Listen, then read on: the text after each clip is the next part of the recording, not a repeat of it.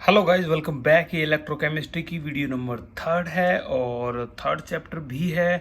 तो स्टार्ट करते हैं वीडियो को। हमने जो लास्ट क्लास में सीखा था और पढ़ा था वो न्यूमेरिकल सेक्शन पे आ गए थे। तो आज हम कुछ न्यूमेरिकल सेक्शन भी ख़त्म करने वाले हैं। तो सबसे पहले स्टार्ट कर लेते हैं इस चैप्टर का।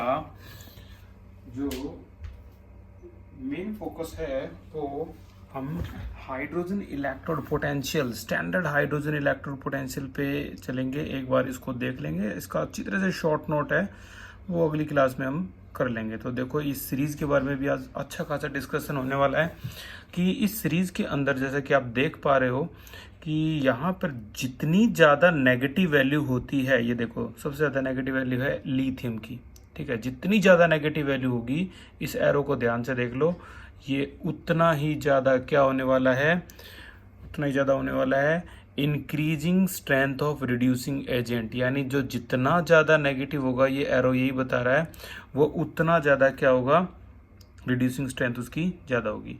और इस एरो को अगर हम ध्यान से देखें, इस एरो को, तो ये यहाँ पर इंक्रीज होता दिखाई रहा है। यानी जो जितना ज़्यादा पॉजिटिव होगा, वो उतना ज़्यादा क्या होने वाला है, ये उतना ही ज़्यादा increasing strength of oxidising agent, ये उतना ज़्यादा ऑक्सीडाइजिंग। तो एक बात साफ होगी भाई, ध्यान से सुन लो। जो जितना ज़्यादा ई नोट वैल्यू की बात हो रही है, स्टैंडर्ड इलेक्ट्रोड पोटेंशियल की बात हो रही है, जो जितना ज़्यादा नेगेटिव होगा उसकी रिड्यूसिंग आईएनजी, रिड्यूसिंग स्ट्रेंथ क्या होगी, ज़्यादा होगी। और जितना ज़्यादा पॉजिटिव होगा उसकी ऑक्सीडाइजिंग स्ट्रेंथ ज़्यादा होगी। ठीक है, तो सिंपल सा खेल है। और इसके बारे में भी थोड़ा सा डिस्कशन में अभी बता देता हूँ। इसे कहते हैं हम SHE, शी। तो ये स्टैंडर्ड हाइड्रोजन इलेक्ट्रोड है। और ये इसमें आप देखोगे कि हाइड्रोजन के बबल्स हैं, ये दिखाए गए हैं। ये finally platinum coated platinum foil है और बीच में से जो वायर है ये भी प्लेटिनम का है। यहाँ पर हाइड्रोजन गैस को एंटर किया जाता है। और अभी तो मैं छोटा सा सेटअप बता रहा हूँ, मेजरमेंट ऑफ इलेक्ट्रोड पोटेंशियल। और जो मैं बात कर रहा हूँ उसका नाम है स्टैंडर्ड हाइड्रोजन इलेक्ट्रोड पोटेंशियल। अब सुनो जरा ध्यान से जो मैं बोलने वाला हूँ। इस SHE का काम क्या होता है, क्या करते हैं इस HHE से, स्टैंडर्ड हाइड्रोजन इलेक्ट्रोड पोटेंशियल से। अगर आप इसको, इस एक सिंगल बीकर को किसी के भी साथ कनेक्ट करके देख लो, किसके साथ कनेक्ट करना चाहोगे आप। मान लो यहाँ ये कॉपर के साथ कनेक्ट करते हो या जिंक के साथ कनेक्ट करते हो, तो जिंक के साथ कनेक्ट करोगे तो ये जिंक की EMF वैल्यू को बता देगा माइनस का 0.76 वोल्ट। यानी हम जो बीकर, दो बीकर हम पढ़ते थे, आपने ध्यान दिया होगा स्टार्टिंग में, हम इस तरीके से, ये एक बीकर है, सिंगल बीकर। तो एक बार और अच्छी तरह से देख लो जो मैं बोलने वाला हूँ। हम ऐसे दो बीकर पढ़ते थे, आपको याद होगा।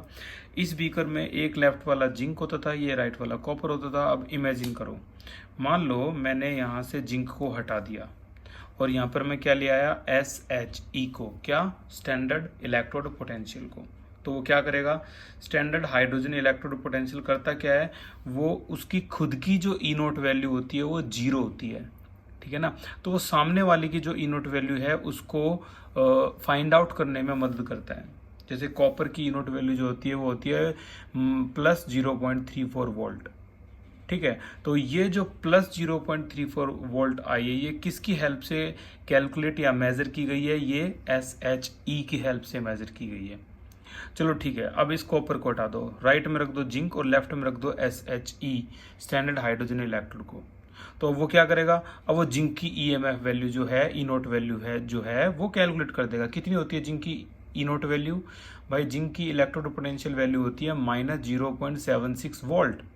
यानी इस टेबल में अगर हम देखें तो, वैसे तो इस टेबल में सभी की इलेक्ट्रोड पोटेंशियल दे रखी है। ये देखो जिंक की भी होगी यहाँ पर, ये जिंक की है। ये देखो लेड, टिन, निकल, आयरन, क्रोमियम, जिंक, सभी की दे रखी है। तो जिंक की कितनी है यहाँ पर, ये है इसकी -0.76। ठीक है ना, -0.76 वोल्ट जो वैल्यू है ये जिंक की है। कैसे निकली, SHE के साथ कनेक्ट कर दो, निकल गई, सिंपल। तो कुल मिला के SHE का यूज अगर कोई पूछे कि किस काम के लिए इस्तेमाल करते हैं इसको, भाई इसको जिसके सिंगल इलेक्ट्रोड के साथ कनेक्ट कर दोगे, ये उसकी आपको ई नोट वैल्यू निकाल के दे देगा। ये इसका काम होता है। ठीक है, तो इसीलिए इसको रेफरेंस पोटेंशियल भी बोलते हैं। ई इसका रेफरेंस किसी को भी दे दो, वैल्यू आपको निकाल देगा। खुद की इसकी वैल्यू कितनी होती है, 0 होती है। फिर से टेबल पे आ जाओ। यहाँ अगर आप देखो तो आपको एक अजीबोगरीब चीज दिखाई देगी कि ये जो हाइड्रोजन जो हाईलाइट कर रखा है इन्होंने, हाईलाइट करना भी चाहिए, हालांकि मेरे पे तो होगा नहीं इतना हाईलाइट ये। ओके, तो ये जो हाइड्रोजन हाईलाइट कर रखा है इसकी जो ई नोट वैल्यू आप देखोगे 0 है, और किसी की भी 0 नहीं होती। सिर्फ हाइड्रोजन ही एक ऐसा केस है जिसकी जो ई नोट वैल्यू होती है वो क्या होती है, 0। तो इसको आप किसी के भी साथ कनेक्ट करोगे तो ये उसकी इलेक्ट्रोड पोटेंशियल निकाल देगा। ये सभी जो इलेक्ट्रोड पोटेंशियल निकाली गई है ये सभी को हाइड्रोजन के साथ कनेक्ट किया गया है, और हाइड्रोजन की खुद की इलेक्ट्रोड पोटेंशियल कितनी होती है, 0 होती है। इसलिए इसको क्या कहते हैं, क्योंकि दूसरों इसको अगर हम रेफर कर दें तो ये किसी भी मेटल की या फिर किसी भी कॉपर, आयरन, निकल, लेड, किसी की भी इलेक्ट्रोड पोटेंशियल निकाल सकता है, इसलिए इसको रेफरेंस पोटेंशियल भी बोला जाता है। अब इन्होंने एनसीईआरटी में बहुत अच्छी तरह से समझाया गया है। देखो, ये देखो, द मेजर्ड ईएमएफ वैल्यू, उन्होंने क्या करा, हाइड्रोजन को कनेक्ट कर दिया किसके साथ, कॉपर के साथ। तो इन्होंने क्या करा, इसने कॉपर की इलेक्ट्रोड पोटेंशियल मेजर कर दी। ये देखो, ये कॉपर की इलेक्ट्रोड पोटेंशियल कॉपर के साथ कनेक्ट कर दिया। डबल स्लैश का मतलब साल्ट ब्रिज है। इसको रिप्रेजेंट करने का तरीका भी बहुत अलग होता है। देखो यहाँ पर प्लेटिनम को इस्तेमाल किया जाता है, स्लैश हाइड्रोजन, और ब्रैकेट में हाइड्रोजन का प्रेशर कितना है, ये देखो इसका प्रेशर यहाँ पर मेजर करके रखते हैं 1 बार। आमतौर पर 1 बार होता है, लेकिन कई बार हमें न्यूमेरिकल के केस में ये 0.5 बार भी दिया होगा, कोई ज़्यादा बड़ी वैल्यू नहीं है। स्लैश H पॉजिटिव, इसका पूरा रिप्रेजेंटेशन देख लो, पूरा हाइड्रोजन का इतना ज़्यादा होता है। एक्वस मीडियम और 1 मोलर इसकी मोलैरिटी। आमतौर पर इसके अंदर जो सॉल्यूशन होता है वो हाइड्रोजन है तो HCl को ही लेते हैं, HCl को, ठीक है ना, और उसकी जो मोलैरिटी होती है वो क्या होती है, 1 कैपिटल M।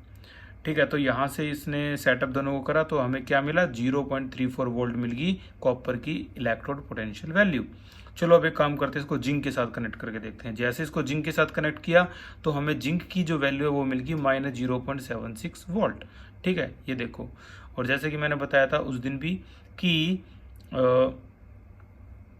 इस वाले जो केस में ई नोट वैल्यू जो हम कैलकुलेट करते हैं तो वहां पहले आयन फिर एटम को लिखा जाता है ई नोट वैल्यू के स्टैंडर्ड के केस के लिए। ठीक है, तो उम्मीद है आपको ये समझ में आया होगा। और अब हम न्यूमेरिकल सेक्शन से स्टार्ट करते हैं। आज 2nd डिग्री टॉर्चर होगा, यानी आज के जो न्यूमेरिकल होंगे वो पहले से थोड़े ज़्यादा मुश्किल होंगे, और जो कल की क्लास है उसमें तो 3rd डिग्री टॉर्चर पे चलेंगे हम। तो शुरुआत करते हैं इंटरेस्टिंग न्यूमेरिकल से। तो यहाँ से हम ये शुरुआत कर लेते हैं इसकी। ये देखो कोई 8 न्यूमेरिकल्स हैं हमारे पास, देखते हैं हम कितने कर पाएंगे और कितने के आंसर आप जो होमवर्क में मिलेंगे वो निकाल पाओगे। ओके, तो स्टार्ट करते हैं। हमारा पहला आंसर ये है न्यूमेरिकल। मैं बता दूं, ये जितने भी न्यूमेरिकल हैं ये पहले लास्ट ईयर्स में कभी ना कभी बोर्ड में पूछे जा चुके हैं, तो हर न्यूमेरिकल खास है, किसी को कम मत समझना बस।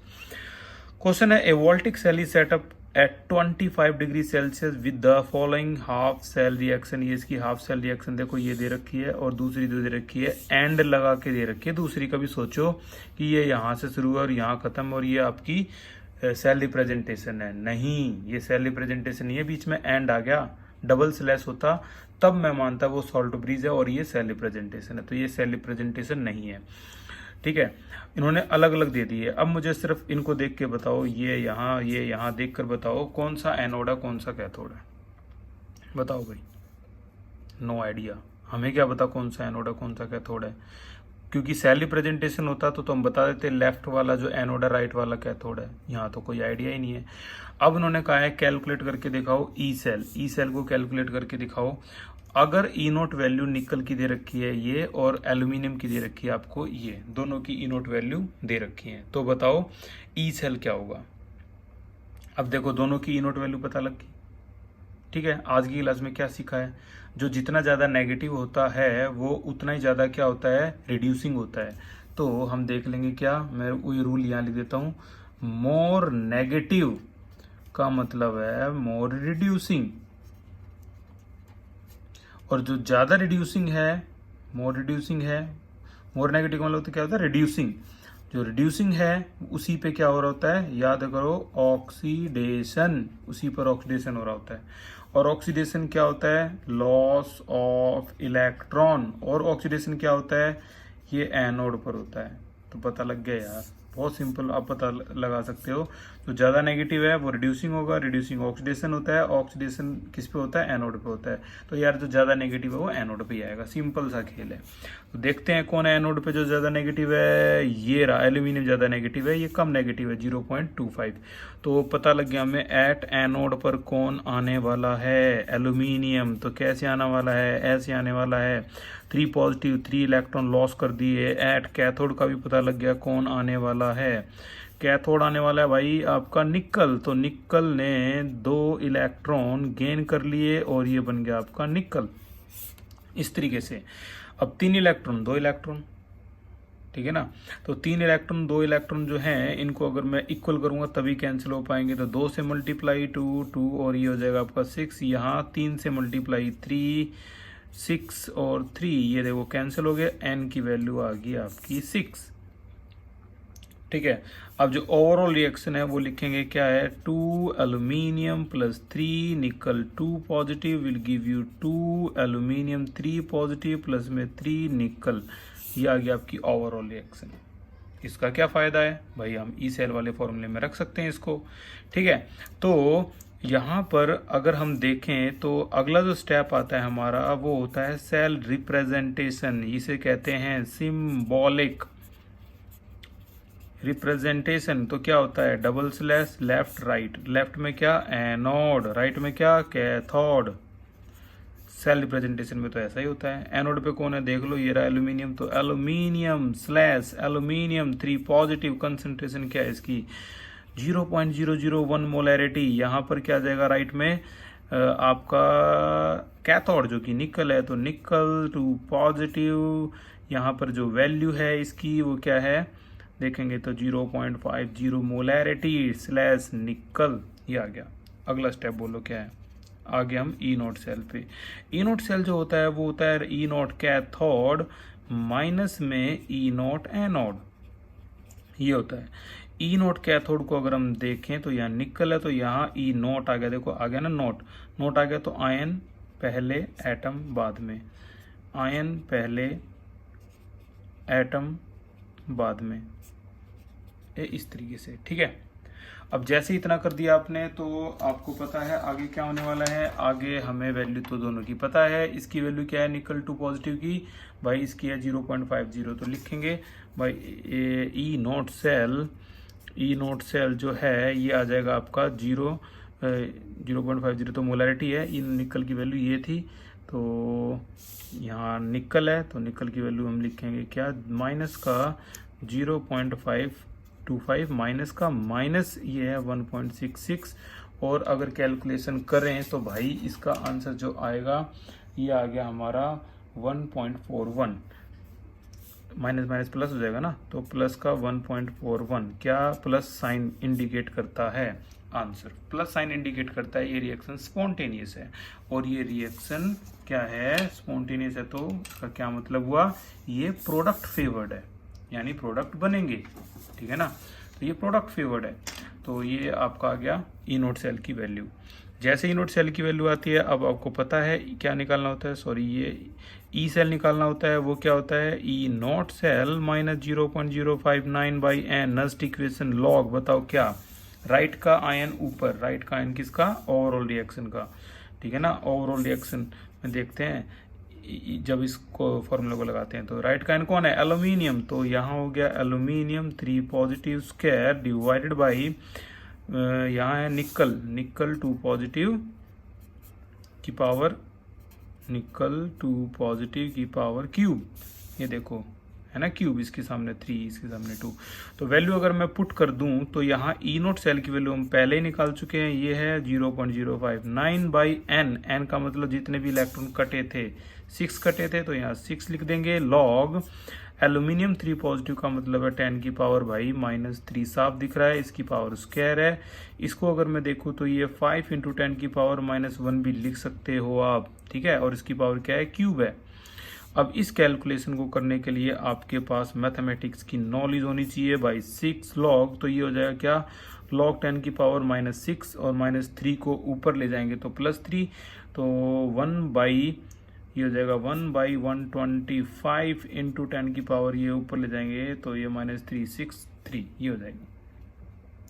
अब इसको सॉल्व करोगे तो हालांकि आपके जो नोट्स में इसकी भी पूरी जो सॉल्यूशन है वो अच्छी तरह दिया हुआ है, आप देख सकते हो नोट्स में अगर हेल्प लेनी हो, और अगर आपको वैसे ही आप परफेक्ट हो तो भाई मैं क्या कहूँ 8.0 10 की पावर -6, क्योंकि जब इसको डिवाइड करेंगे तो ये आएगा और ये पावर इस तरीके से रीसेट करने के बाद ये हो जाएगी। अब log 80 की जीरो में देखनी और इसकी क्या हो जाएगी 10 की पावर -6 की -6 log 10, ठीक है। और जो भी वैल्यू आएगी उसको अगर हम मल्टीप्लाई कर दें और ऐड कर दें तो आपका आंसर आ जाएगा 1.46 वोल्ट, ठीक है ना। किसी को भी कैलकुलेशन से रिलेटेड प्रॉब्लम है तो वो मेरे पास कैलकुलेशन भेज सकता है और मैं उसकी हेल्प कर सकता हूँ। तो इस तरीके से आप आंसर निकाल सकते हो इसका, ठीक है।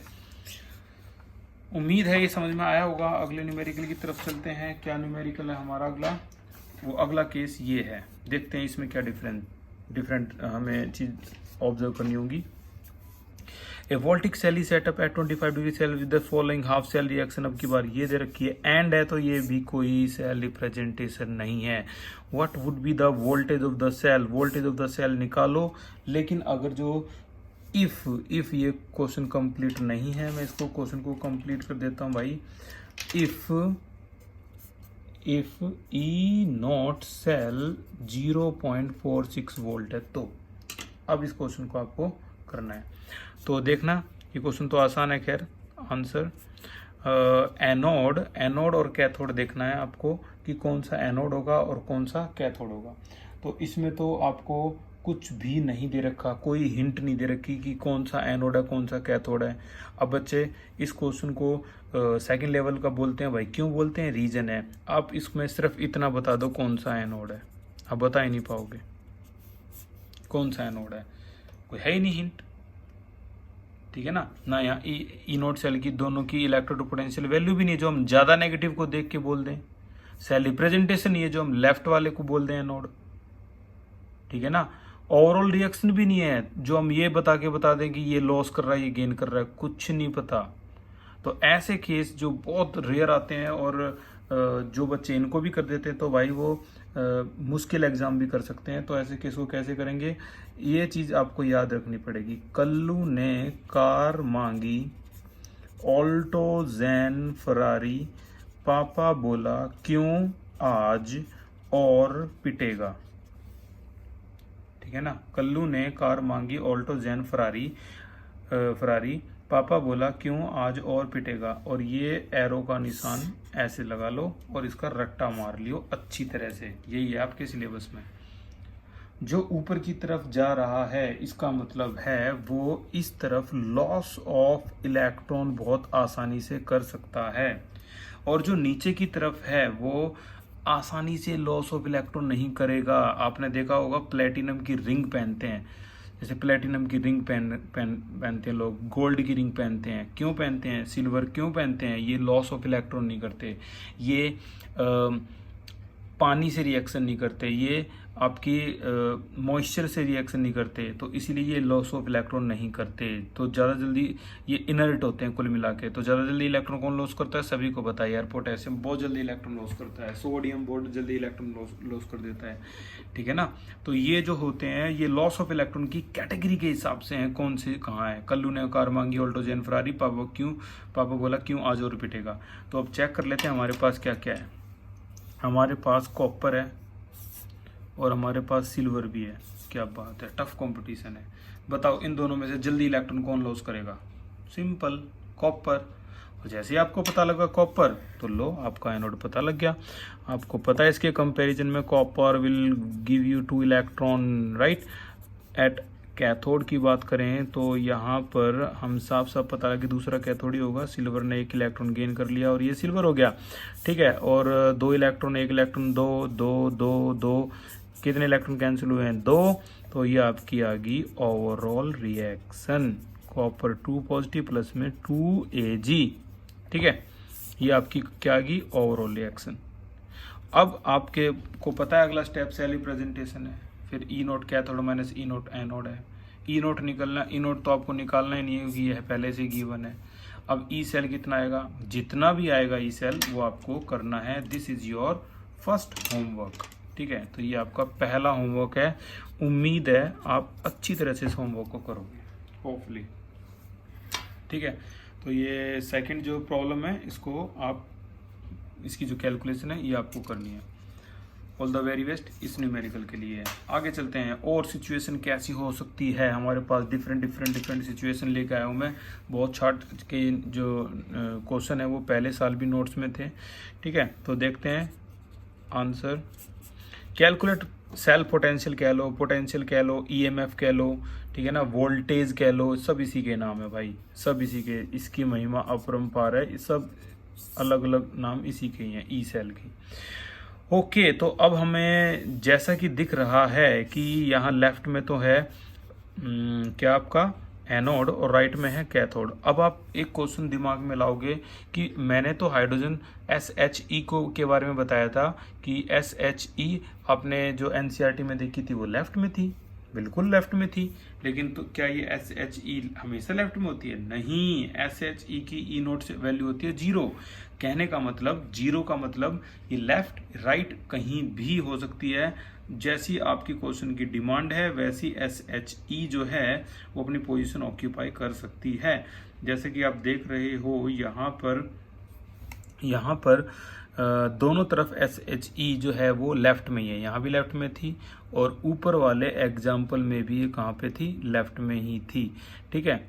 लेकिन हर केस में ये लेफ्ट में नहीं होती, ये बात भी अच्छी तरह से ध्यान रखना। ये लेफ्ट राइट दोनों केस में ऑक्यूपाई हो सकती है। उम्मीद है आप डिस्टिंग्विश कर पा रहे होगे, दोनों तरफ फिलहाल लेफ्ट में, लेकिन ये लेफ्ट में राइट में दोनों तरफ ऑक्यूपाई हो सकती है अकॉर्डिंग टू द क्वेश्चन। आपकी NCERT में राइट वाला एक भी एग्जाम्पल है नहीं, ये तो मैं इसे बताता है इसमें लेफ्ट, ठीक है, कोई नहीं। ये लेफ्ट और राइट दोनों में ऑक्यूपाई हो सकती है। ई नोट वैल्यू इसकी 0 होती है। तो कोई नहीं, हम अपने क्वेश्चन को नॉर्मली स्टार्ट करते हैं। कैसे? Eight anode. एनोड अभी भी क्वेश्चन में कुछ भी अलग नहीं है, एनोड पे तो साफ पता लग गया अब की बार ये है। तो कैडमियम ने 2 इलेक्ट्रॉन लॉस कर दिए और ये बन गया। एट कैथोड की अगर बात आए तो कैथोड में हाइड्रोजन है और हाइड्रोजन पॉजिटिव 1 इलेक्ट्रॉन गेन करके क्या बनाता है, H। लेकिन H तो मोनोटॉमिक फॉर्म में रह ही नहीं सकता, किस फॉर्म में रहता है, 2। तो यहाँ भी 2 ले आओ, यहाँ भी 2 ले आओ, तो 2 से ये 2 इलेक्ट्रॉन कैंसिल, आपकी N की वैल्यू आ गई। अब कैडमियम प्लस में 2 hydrogen positive will give you cadmium 2 positive plus में H2। इस तरीके से ये आपके आ गया, आपकी ओवरऑल रिएक्शन आ गई, ठीक है, ओवरऑल रिएक्शन।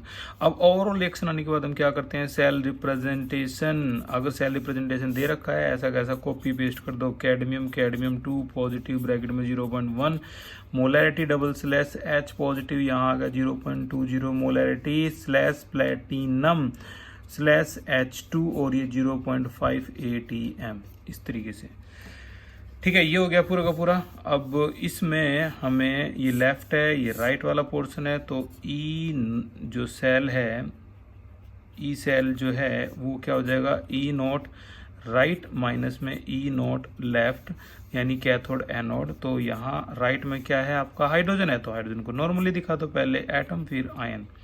2 है तो 2 लगा सकते हो, माइनस का ई नोट, ये लेफ्ट वाला क्या है, एनोड है, एनोड को तो वही पहले आयन फिर एटम, इस तरीके से ई नोट लगाना है आपको दोनों में, ठीक है। ई नोट वैल्यू हाइड्रोजन की 0 होती है भाई, ठीक है ना। नहीं, वो कभी भी, इस क्वेश्चन को ध्यान से देखो, कभी भी ई नोट वैल्यू हाइड्रोजन की देंगे नहीं वो, क्यों, वो पहले से अंडरस्टूड है 0 है। हाँ, क्या दे रखी है, -0.403 और आपका आंसर आ गया plus 0.403 plus sign indicate that reaction is spontaneous and it is product favoured. ये प्रोडक्ट फेवर्ड है, ठीक है ना, प्रोडक्ट में जा रही है। अच्छा, अब इस क्वेश्चन को और आगे सोल्व करते हैं कि अब वो पूछ रहे हैं कि हम इस क्वेश्चन में किस तरह से क्या निकाल सकते हैं, ई सेल की वैल्यू को निकाल सकते हैं। तो देखो भाई, क्वेश्चन को आगे प्रोसीड करते हैं। अब हम कर रहे हैं ई सेल कैसे निकलता है, तो ई नोट सेल -0.059/n, इसकी आपको आदत हो जाएगी। लॉग राइट का एन ढूंढ लो भाई, कौन है, कैडमियम।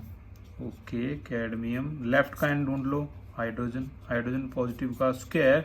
अब हाइड्रोजन यानी SHE वाले स्पेशल क्वेश्चन में क्या डिफरेंस होता है, एक और नई चीज आएगी सीखने लायक कि यहाँ प्रेशर जो इटैलिक में बनाना है आपको ऐसे लिखते हैं, प्रेशर ऑफ हाइड्रोजन। ठीक है, कोई भी हाइड्रोजन का क्वेश्चन होगा आपको ऐसे करना ही होगा। कई टीचर क्या करवाते हैं, ये लिखवाते ही नहीं, वो कहते हैं कि यार सिंपल सी बात है, SHE जो होता है वो स्टैंडर्ड स्टेट में होता है, यानी उसका टेम्परेचर 25 डिग्री सेल्सियस होता है, उसका प्रेशर 1 ATM होता है, ठीक है ना। तो इस केस में हमें प्रेशर लिखने की जरूरत होती नहीं, लेकिन नहीं, देखो ये क्वेश्चन आपके सामने ही है, बोर्ड में आ चुका है, इन्होंने प्रेशर दे रखा है, तो हर बार हम इसको यहाँ प्रेशर को लगाएंगे। कई टीचर नहीं लगाते क्योंकि ये 1 होता है मोस्टली, लेकिन आपको वैसे 1 भी हो तब भी रिप्रेजेंट करो। ई नोट सेल की वैल्यू अभी भी निकालिए 0.403 माइनस 0.059 बाई एन की वैल्यू निकालिए 2 लॉग कैडमियम 2 पॉजिटिव की वैल्यू ये रही आपकी 10 इनवर्स होगी है, और इसकी वैल्यू क्या होगी 2 इंटू 10 की पावर माइनस 1 का स्क्वायर इंटू ये प्रेशर है 0.5। तो 0.403 माइनस 0.059 बाई 2 लॉग, मैं होता तो इसको ऐसे करता, 5 इंटू 10 की पावर होगी आपकी -2, स्क्वायर करेंगे तो 4 इंटू 10 की पावर होगी -2, -2 कैंसल। और आप तो इसको दो तरीके से कर सकते हो, या तो इसको कैंसिल कर दो, 4 को काटेंगे तो इसको 1.25 आएगा, ठीक है, या तो आप इसको ऐसे कर लो 1.25, तो 12 की 5 में लॉगरिथम देखनी और लिखनी है।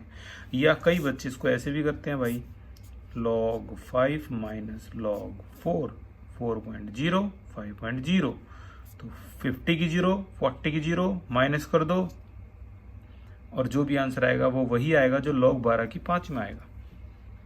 ठीक है, तो ऐसे भी कर सकते हैं, ऐसे भी कर सकते हैं, मर्जी है। तो करने के बाद, मल्टीप्लाई करने के बाद फाइनली जो आंसर आएगा आपका वो आएगा 0.3125 वोल्ट, ये आ जाएगा आपका आंसर।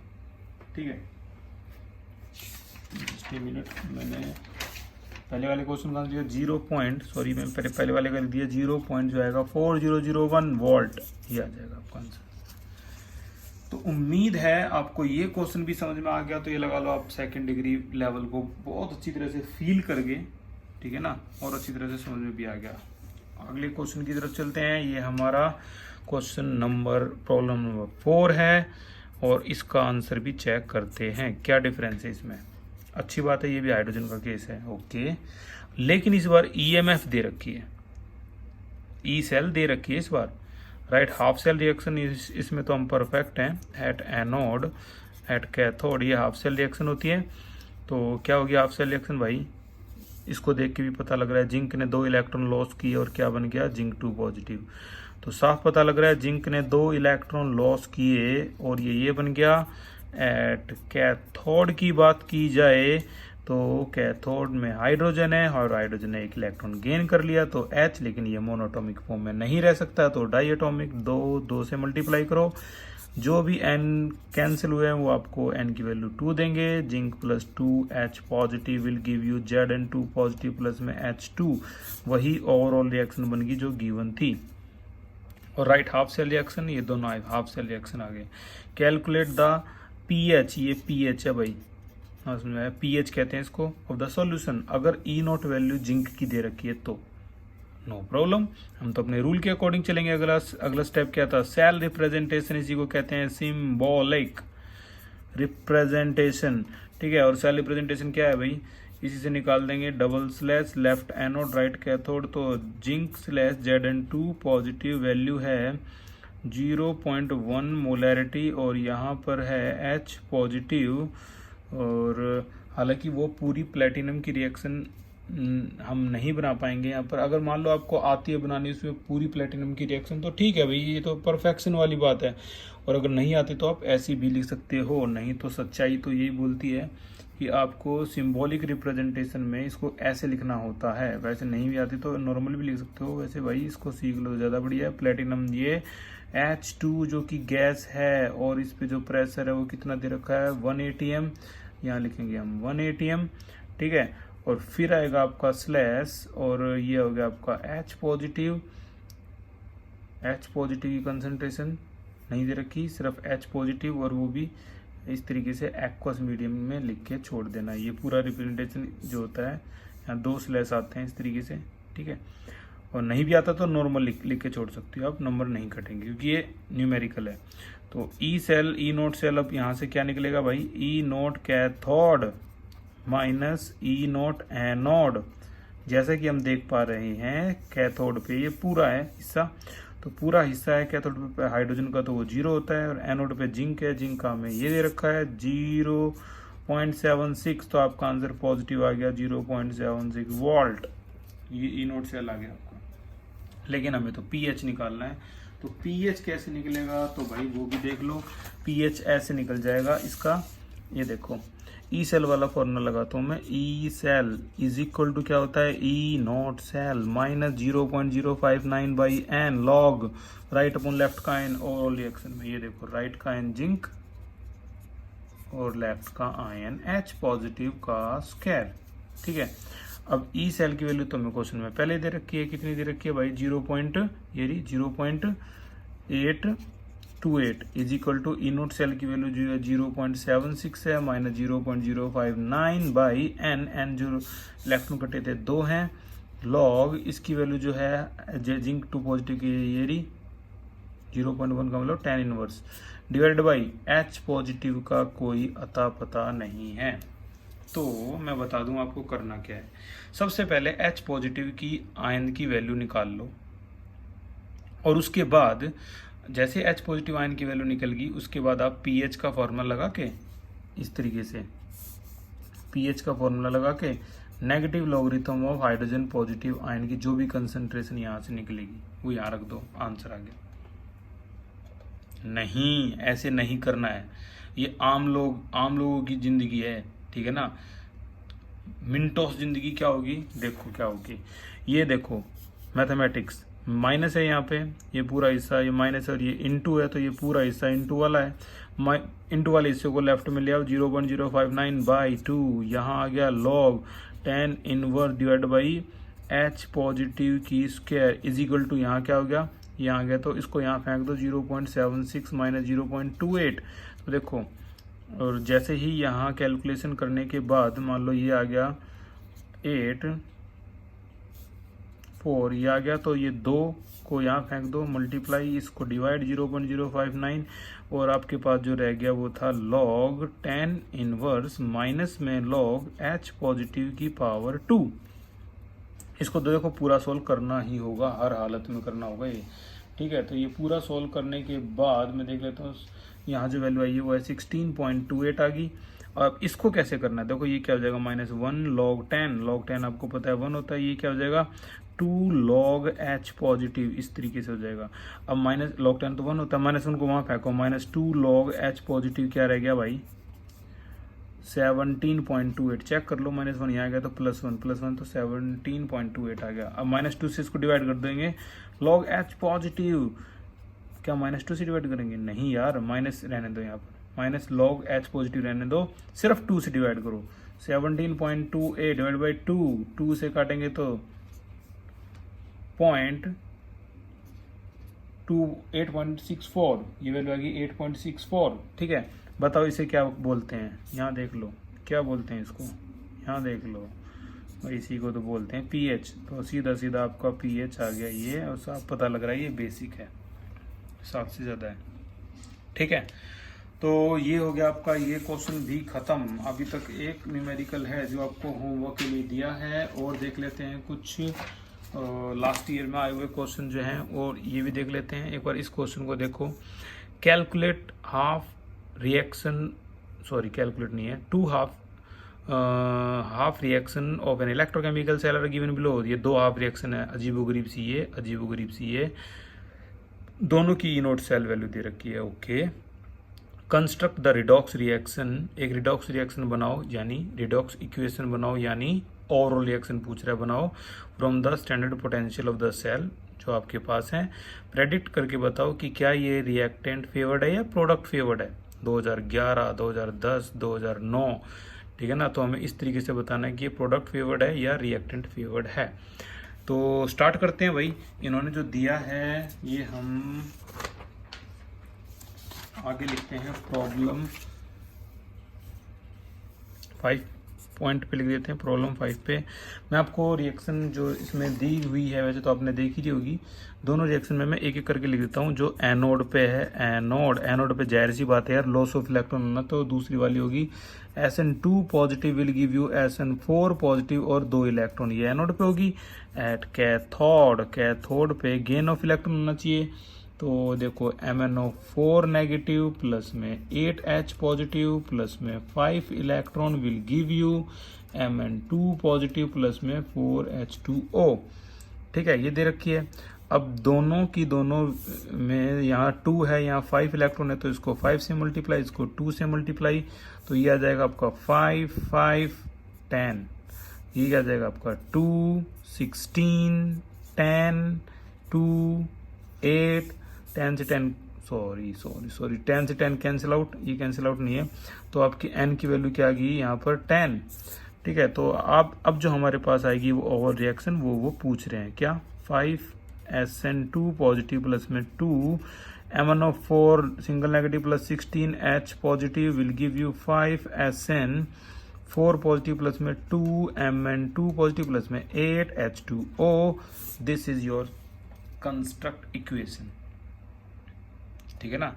कई बच्चे सोचते हैं इसमें सेल रिप्रेजेंटेशन पूछ रखा, नहीं, कंस्ट्रक्ट एन इक्वेशन, तो ऐसा कोई हिंट नहीं है जो सेल रिप्रेजेंटेशन हो। और ये कह रहा है कि क्या ये रिएक्टेंट फेवर है प्रोडक्ट फेवर है, अभी बता देते हैं।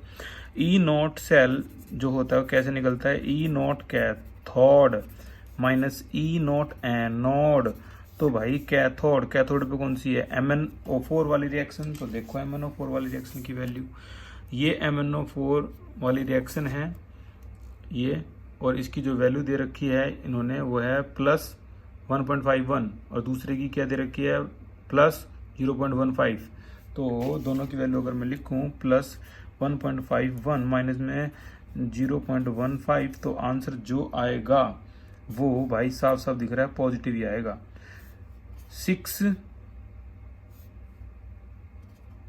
1.36 पॉजिटिव में आ गया। Positive sign indicate that it is product favoured, ठीक है ना, इट इज प्रोडक्ट फेवर्ड, ये पॉजिटिव साइन इंडिकेट कर रहा है। तो सिंपल सा क्वेश्चन था, जो क्वेश्चन गंदे से दिखते हैं वो उनका सॉल्यूशन बहुत आसान होता है, सिर्फ लॉजिक होता है और कुछ नहीं। ये क्वेश्चन देख के आपको थोड़ी थोड़ी 11th की याद आई होगी और आनी भी चाहिए थी। क्या, सभी की इलेक्ट्रोड पोटेंशियल दे रखी है E naught, potassium, silver, copper, magnesium, iron, ये 2010 में आया था ऑल इंडिया में। वो बोल रहा है अरेंज करके दिखाओ किसकी रिड्यूसिंग पावर सबसे ज़्यादा है किसकी कम है, इंक्रीजिंग ऑर्डर में। इंक्रीजिंग ऑर्डर का साइन ये वाला होता है, तो सबसे पहले कम, फिर ज़्यादा, फिर ज़्यादा ज़्यादा। सबसे ज़्यादा कौन सी होगी, देखो पोटेशियम -2.93, सबसे ज़्यादा नेगेटिव यही है, तो ये जीत गया। तो पॉजिटिव की तरफ अगर हम इसको देखें तो यहाँ पर जो सबसे कम रिड्यूसिंग कौन सी होगी, जो सबसे ज़्यादा पॉजिटिव होगी। कौन है सबसे ज़्यादा पॉजिटिव, ओके, सिल्वर सबसे ज़्यादा पॉजिटिव है, तो इजीली अरेंज कर सकते हो आप, बहुत सिंपल है। फाइनली आज का लास्ट क्वेश्चन है, इसको भी देख लेते हैं, फिर कल की क्लास से स्टार्ट करेंगे, कल से आगे वाले क्वेश्चन। तो क्वेश्चन क्या है, a cell is prepared by dipping copper rod in 1 molarity copper sulphate, zinc rod in 1 molarity zinc sulphate, the standard reduction potential of copper and zinc are this and this. तो बताना है आपको what will be the cell reaction, cell reaction क्या होगी, और what would be the standard electromotive force, ये क्या होगा, और calculate electrode which electrode will be positive. 3 question दिए हैं यार, इन्होंने तो क्वेश्चन को इतना आसान बना दिया। ये बोल रहे हैं, पहले ही बोल दिया कि कॉपर को कॉपर सल्फेट में डिप कर दिया, जिंक को जिंक सल्फेट में डिप कर दिया। यार कॉपर जिंक डैनियल सेल था और कुछ नहीं था, यानी इन्होंने तो पहले ही सेल बोल दिया। और सेल में बोल दूँ किस तरीके से है, लेफ्ट में होता है जिंक, याद करो, जिंक 2 पॉजिटिव, यहाँ मोलैरिटी इन्होंने क्या रखी है 1 मोलैरिटी, और यहाँ होता है आपका कॉपर, इसकी मोलैरिटी भी 1 मोलैरिटी / कॉपर। ये लो, ये वाला सेल है। अब एक एक करके क्वेश्चन देखो भी। पहला क्वेश्चन का आंसर, पहला क्वेश्चन पूछा गया है what will be the cell reaction, cell reaction कौन सी होगी, individual cell at anode, anode पे देखे तो जिंक है, तो क्या हो गया आपका, जिंक ने 2 इलेक्ट्रॉन लॉस कर दिए, इस तरीके से ये आ गया। एट कैथोड पे देखा जाए तो कैथोड पे जो है वो कॉपर 2 पॉजिटिव ने 2 इलेक्ट्रॉन गेन कर दिए, कॉपर आ गया, 2 से 2 इलेक्ट्रॉन कैंसिल आउट, एन की वैल्यू 2, Zn प्लस में copper 2 positive will give you zinc 2 positive plus copper. आपको बोरियत हो रही होगी क्योंकि ये कई बार हो चुका है। Okay, this is overall reaction. पहले क्वेश्चन का आंसर आ गया। दूसरा क्वेश्चन क्या है, what will be the standard electromotive force. देखो ईएमएफ को ही बोलते हैं इलेक्ट्रोमोटिव फोर्स, अगर इसके आगे स्टैंडर्ड लग गया तो समझ जाओ ये बात हो रही है ई नॉट सेल की, नहीं लगता तो ई सेल की हो रही है। कैसे निकलता है, ई नॉट कैथोड माइनस में ई नॉट एनोड। ठीक है, कैथोड की वैल्यू जो क्वेश्चन में दे रखी है हम वो लिखेंगे। तो यहाँ देखो भाई कैथोड में है कॉपर, तो कॉपर एंड जिंक और रेस्पेक्टिवली, कॉपर की ये है, जिंक की ये है। ठीक है, दोनों की दे रखी है तो यार दोनों की लिख दो। कॉपर की है 0.34 माइनस जिंक की है माइनस 0.76, तो इसको ऐड करेंगे तो 0.34 प्लस 0.76 आंसर क्या आ गया 1.1 वोल्ट, जो कि हम जब क्वेश्चन को करे थे तब भी आई थी यही वैल्यू सेम। तीसरा क्वेश्चन क्या है, आसान क्वेश्चन है तीसरा भी, ये 2011 में पूछा गया था। विच इलेक्ट्रोड विल बी पॉजिटिव, कौन सी इलेक्ट्रोड पॉजिटिव होती है भाई, एनोड तो नेगेटिव होती है, तो कैथोड पॉजिटिव होती है। तो पता लग गया कैथोड पे कौन है, कॉपर, तो आंसर है copper will be positive, copper electrode will be positive, this is your answer, ठीक है ना, copper electrode will be positive. तो आज के लिए इतना ही, thank you so much for this class, hopefully आपको समझ में आए होंगे और आसान भी लगे होंगे। हम 3rd डिग्री टॉर्चर के साथ कल की क्लास में प्रेजेंट होंगे, तो देखते हैं कल की क्लास में आप कितना समझ पाते हो। Thank you so much for this class.